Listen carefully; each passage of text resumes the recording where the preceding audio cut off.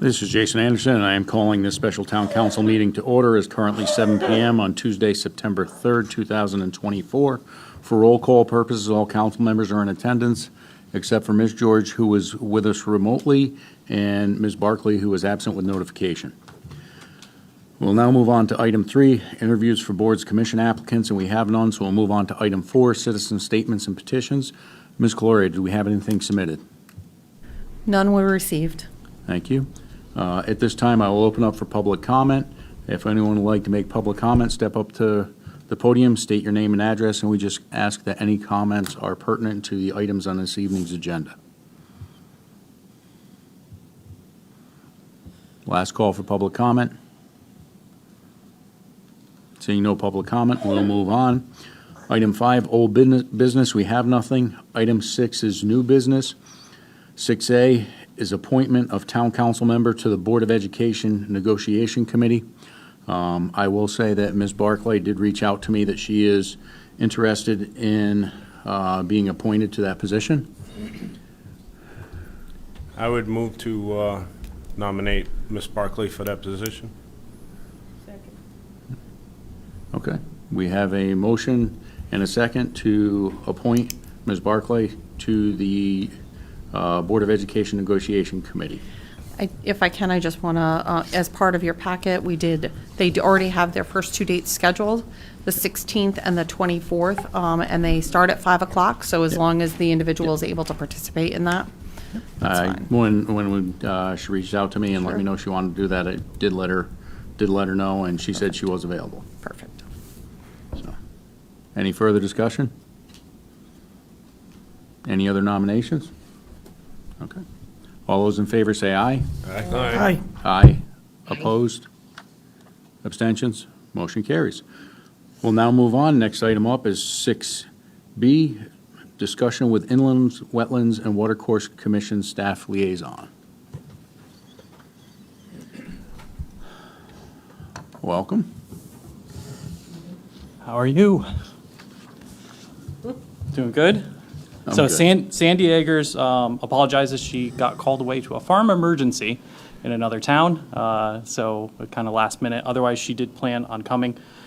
She did pass along just a few comments for you guys, and then I'll happily answer any of your questions. The Wetlands Commission first is pleased with the new commission size. It has worked out well for quorum.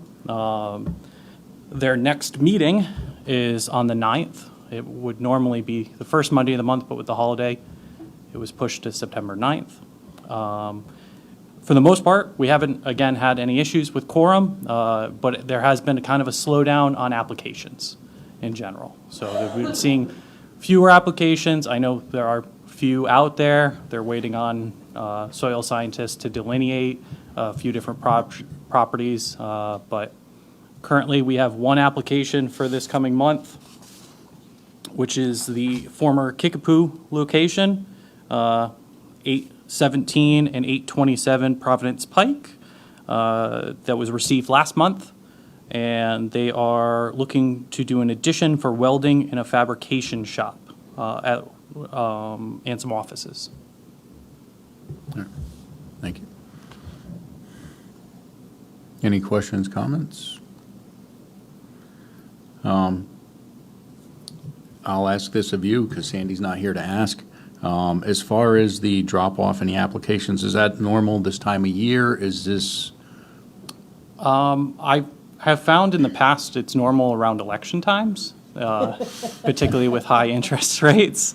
I think there's a few people that are deciding how they want to spend their money or how they want to invest in properties.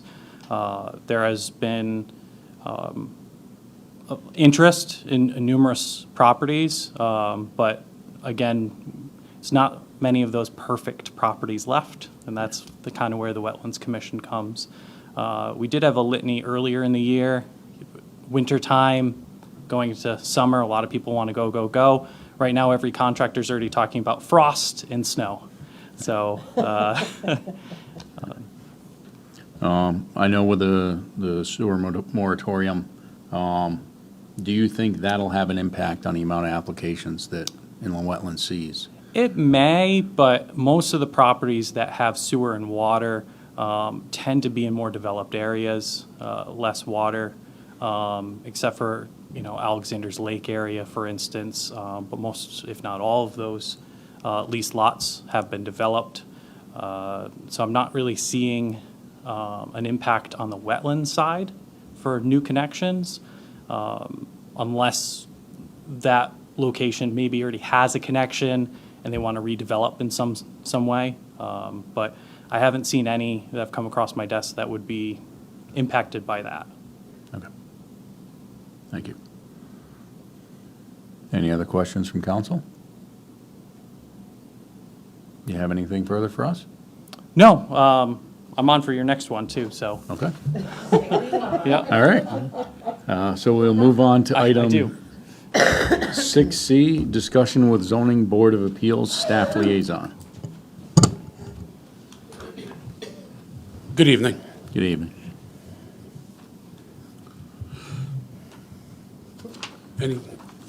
Okay. We have a whole year's worth coming up next month, or this month. Yeah, so this month, we're going to have 4 applications, which we haven't had since I've been on the committee for 7 years. This will be the first time, probably. We've had 4. Well, you weren't here when I started, but. Some people did take the summer off on appealing, but these 4 look pretty much what we've been dealing with for the last 4 or 5 years on that. That's pretty much it. It's nice to have a full quorum of regular members. We finally got 5 members now. Since I started as an alternate, then became chair, and now we're back to 5. We had 4 for probably 2.5 years. Yeah. But COVID kind of killed a lot of things. But it is nice that the members can, come on the phone or on the screen. It helps us pass things and get things moving along. And Jonathan has been great. Anything else you want to discuss? Yeah, I mean, just this coming up, this month's meetings, they're all variance requests. I've had 1 appeal since I've started with the town, 1 attempted appeal of a zoning permit, or a zoning order. Since then, it's just really just variances, pretty common ones, 1 for side setback for a driveway, the other one for a side setback for a detached garage, another for a side setback for an in-law apartment. That particular one is an existing sewer connection, so I know there was a question asked regarding that one, whether or not that's considered increased flow or not.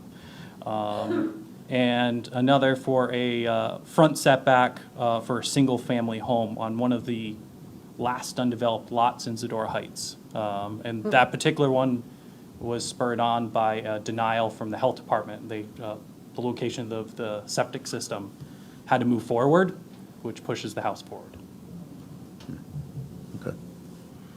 But those will all be heard on September 12th during public hearings. Okay. Well, a question on that, now, if the lot was already pre-approved, the septic should have been pre-approved, the site plan should have been pre-approved.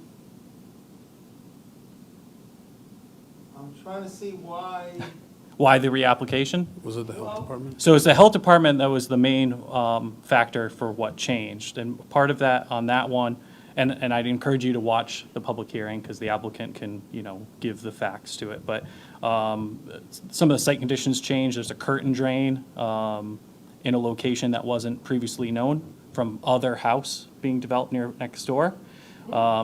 And because of the location of that and then the proximity to the septic system, that's part of the reason for the shift. I believe topography, there's 2 lots being developed at the same time. They're probably the last 2 or last handful for a reason in there. They're at the end of a cul-de-sac. They're quite small. The other lot has a variance already from the early 2000s that transfers with it, with ownership. This one didn't seek one. So it's a unique one. They have a survey on it and everything, but as far as subdivision approval, the lot is a lot. That's not a question. The lot exists. It's really just a question of, can it be developed to the size and scale the applicant wishes it to be developed. See, that's some of the things that I'm looking at. We have lots, we make them so small that now we're gonna go through these hurdles, and we shouldn't have to go through, you know, I don't know, maybe that's why Yeah. we have the situation. But I Zodo- mean, Zodora Heights is a pretty old Development. oh, yeah, that's. subdivision. It started in 65. Yeah. So it's piecemeal. And then, similar to the issues we had with the sewer plant, okay, everything at one time was, you can do this, then the rules sort of changed. Mhm. The lots were not developed, and then all of a sudden, you come, you're the last guy. But then again, it's not like it's not buildable, it's just the size of the building that they're Yeah. gonna put on. Yep. Yeah, it's a decent-sized house they're going for, but this particular applicant happens to be next door to their daughter's house. So it works out, I think, for them. But the one right next to it that's being built by the same developer is a spec home. They're just a raised ranch house. And this is part of the reason why you have a zoning board of appeals, right? Like, they have the ability to evaluate and look at these variances to determine whether or not, you know, they meet the criteria, or they're not going to be unduly hardship to the neighbors, right? So that's part of the reason why, because as you know, these developments, they do take decades, Oh, no, you know? it's- I mean, they're that's what just, I'm saying, sometimes- they're on the books for a long time. It's Yep. almost a hard, sometimes it may be what somebody wants, but they would create a hardship on a neighbor. Somebody threw it at me the other day, totally out of town, but they went so close to the property line, and now the guy who got the relief, has to go on the neighbor's property to get to his backyard. There's a big fight now with that. Yeah. So, Yeah, that's why we always make sure the placards go up, it's advertised, we encourage neighbors, you know, to come. Even if you don't know if you're for or against, just come and ask questions. Because you might have a point of view being a neighbor that the board members might not, it might be a good question. They might ask the applicant, it doesn't have to be decided that night, they might ask them to come back with more information.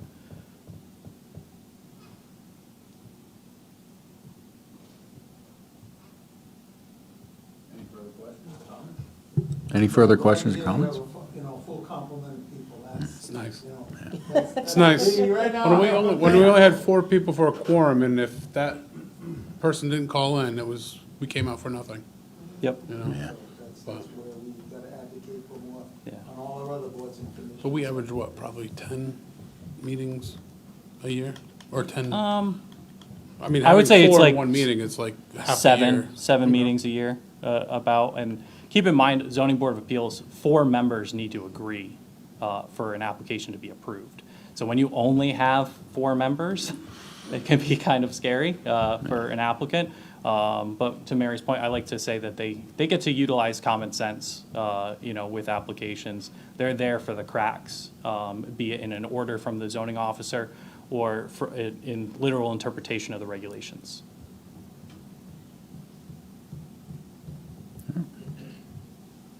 Anything further from council? Do you have anything further for us? All right. No, thank I you. want to thank you for coming this evening. Thank you.